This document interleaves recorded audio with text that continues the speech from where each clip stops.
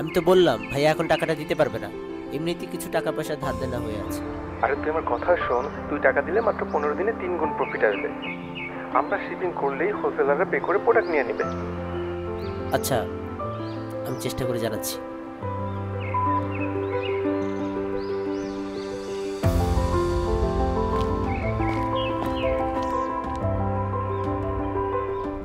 ভাইয়া, ভাইয়া, ভাইয়া, একটা কথা বলতাম ভাইয়া। আমারও কিছু কথা ছিল তোর সাথে। আমি যে 40,000 টাকার কথা বলেছিলাম ওই টাকাটা আমার এখন লাগবে। আমি তোকে বলেছিলাম কারো কথায় কান্না দিতে। তাছাড়া চারদিকে এমএলএম সহ কত ফ্রড হচ্ছে। আর গ্র্যাজুয়েশনের পর আমার কাছে যা ছিল সবই তোকে দেবো বলেছি। সারা জীবন সবকিছু চেয়ে এমন সময় পেয়েছি যখন কোনো কাজেই লাগবে না।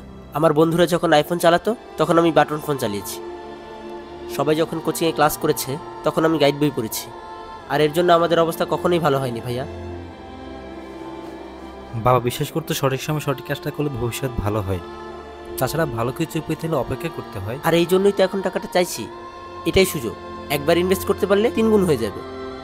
দেখ একটা সমস্যা হয়েছে আমার। সমস্যা কবে যাবে ভাইয়া? বাবা থাকলে হয়তো এত কথা বলতে হতো না। এতবার বলার পর জমি জমা বিক্রি করে হলেও আমার টাকাটা দিত।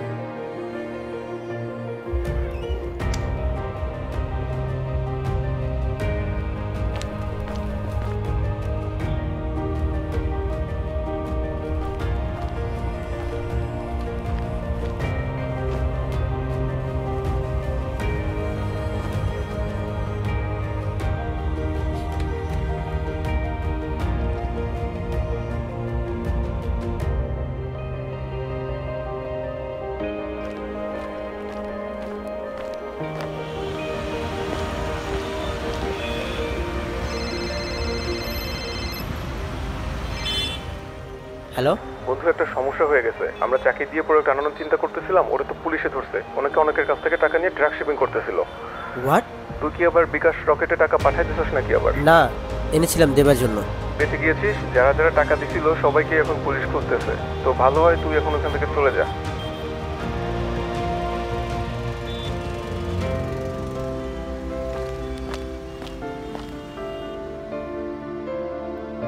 ভাইয়া,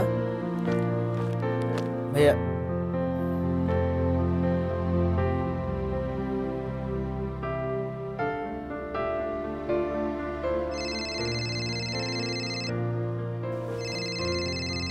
চাচা।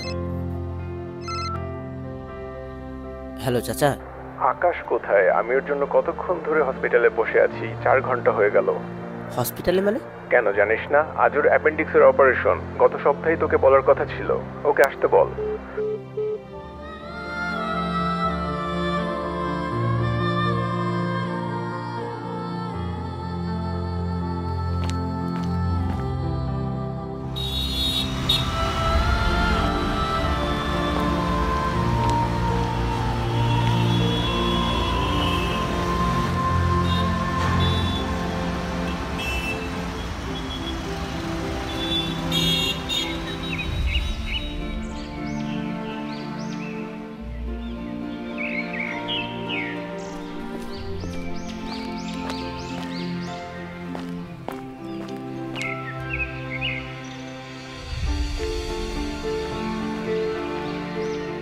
তোমার কি মনে হয় আমি টাকা পয়সা, বাড়ি, কাগজপত্র এসব চাইছি?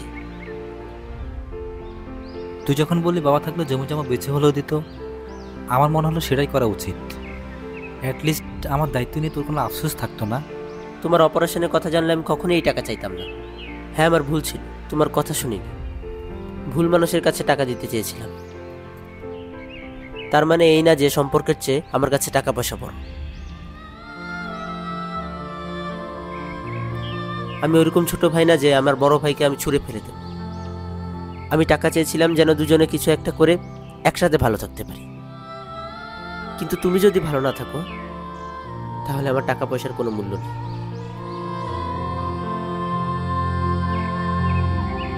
আই এম সরি ভাইয়া।